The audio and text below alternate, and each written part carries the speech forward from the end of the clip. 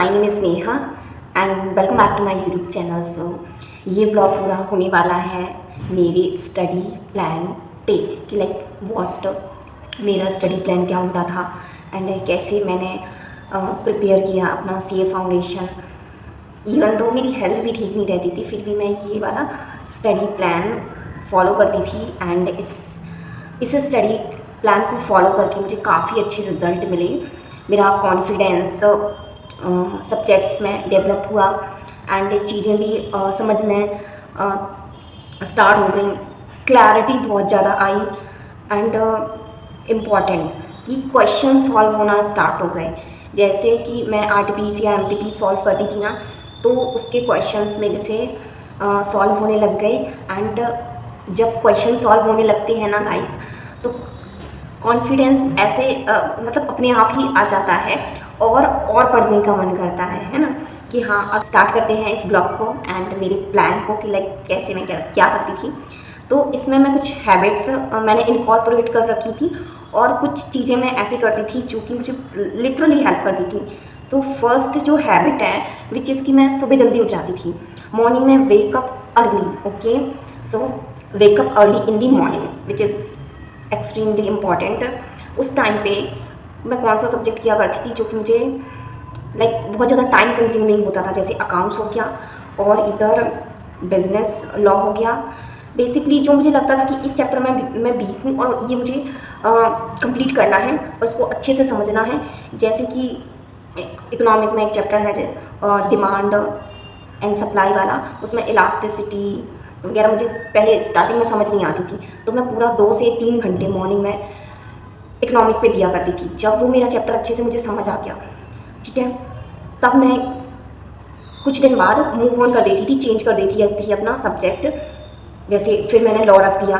मैंने law morning में मैं पढ़ती थी क्योंकि मॉर्निंग में बहुत प्रोडक्टिव बॉडी एंड माइंड होता है, ठीक है, एनर्जी बहुत होती है, ठीक है। सो आप मॉर्निंग में कोई भी ऐसा सब्जेक्ट रख सकते हो जो कि आपको अच्छे से उसे प्रिपेयर करना है और थोड़ा सा टाइम कंज्यूमिंग है, ठीक है। तो जो भी सब्जेक्ट आप मॉर्निंग में रखोगे उसमें अगर आप उसको अच्छे से समझ लिया, उसको अच्छे से सीख लिया, क्योंकि कुछ पोर्शन ऐसा भी होता है जो कि हम कम टाइम लगता है ना, उसको कम टाइम में समझ के ख़त्म कर दिया। बट कुछ टॉपिक्स हमारे ऐसे होते हैं जो कि हमें टफ लगते हैं। मैथ्स मैंने कभी नहीं पढ़ा मॉर्निंग में, मैंने अकाउंट्स पढ़ा है।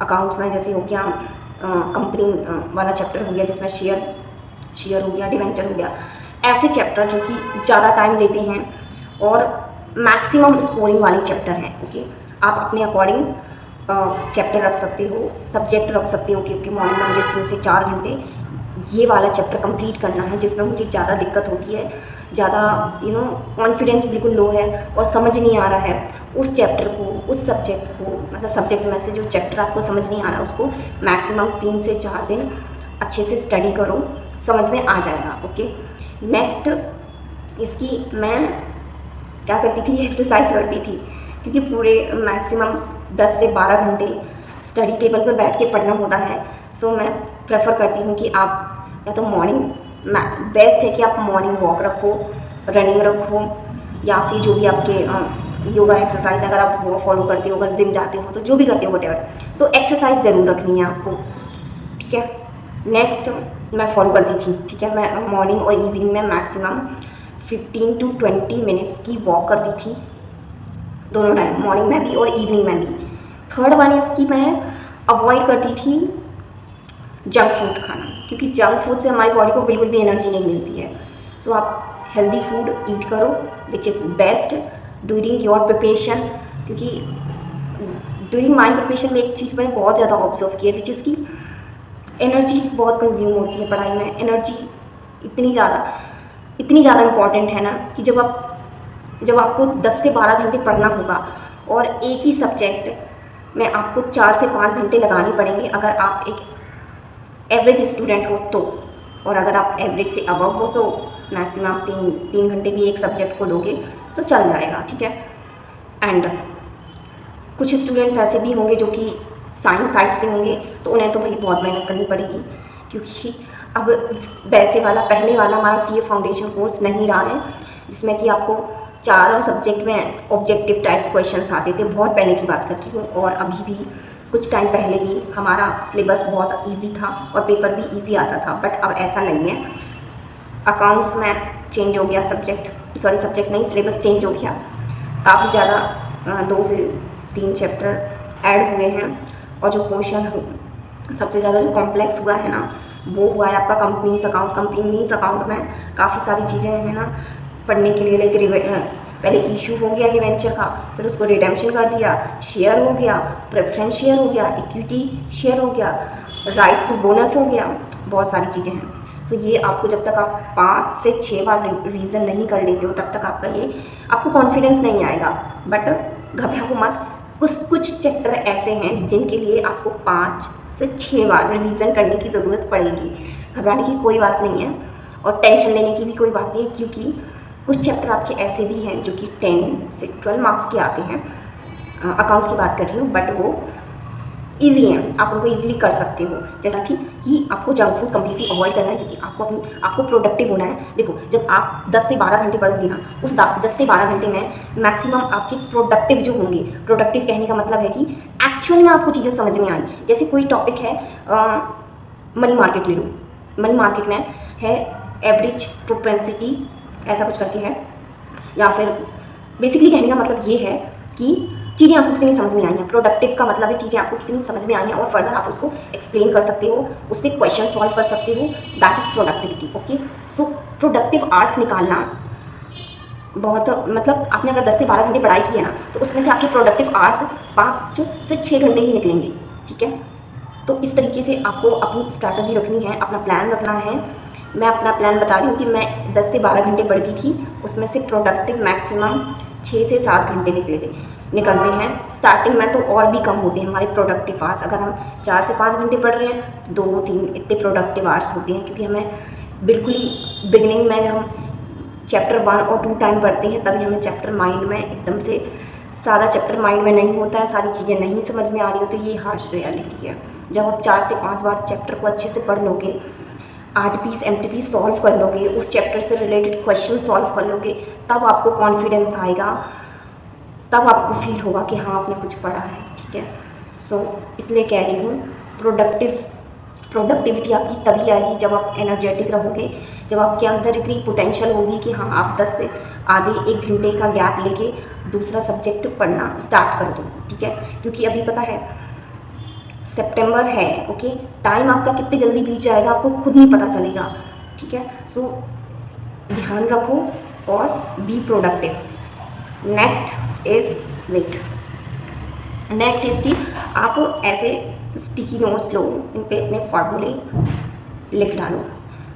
बिजनेस मैथ्स यानी कि क्वांटिटेटिव एप्टीट्यूड में इतने सारे फार्मूलेज हैं ना कि आप ऐसा नहीं कर सकते कि हाँ आप रजिस्टर में लिखोगे, that's okay, but bar bar register खोलना बहुत ही बोरिंग सा लगता है, बोरिंग और टाइम कंज्यूमिंग है बेसिकली, और टाइम आपके पास लिमिटेड है। तो मैं क्या करती थी, मैं ऐसे स्टिकी नोट्स पे लिखती थी फार्मूले, और जहाँ मेरी स्टडी टेबल है उसके सामने ऐसे स्टिक कर देती थी। ठीक है, क्योंकि स्टिक नहीं होता था तो मुझे फैब्रिकॉल इसके पीछे लगाना पड़ता था, और फिर वो बिल्कुल पूरा चिपकाना पड़ता था स्टिकी नोट्स। बुक्स में भी मैं स्टिकी नोट्स लगा दी थी, बट इतना ज़्यादा नहीं। ठीक है, सो स्टिकी नोट्स का यूज़ करना स्टार्ट कर दो। रियली आप फॉर्मूलेज पे लिखना और अपने सामने ही पेस्ट कर देना वॉल पे, कहीं भी जहाँ आपकी नज़र पड़े। जब भी आप पढ़ने जाओ तो आपको सामने से देखें कि हाँ ये फार्मूला है हमारा स्टैंडर्ड एविएशन का, और नेचुरल नंबर का हमें जब सम निकालना होता है तो ये हमारे नेचुरल नंबर का सम का फार्मूला है, ऐसे करके। मैंने भी बहुत सारी लगा रखी हैं, अगर आप कहोगे तो। वैसे मैंने शॉर्ट में दिखा रखा है कि मैंने किस तरीके से स्टिकी नोट्स पे फार्मूले लिख रखे हैं। ओके, और उसमें भी हैं आपके फार्मूले, बिजनेस इकोनॉमिक में भी हैं आपके फार्मूले, तो वो भी आप लिख लेना स्टिकी नोट्स पे। And last but not least, okay, which is की थ्योरी सब्जेक्ट।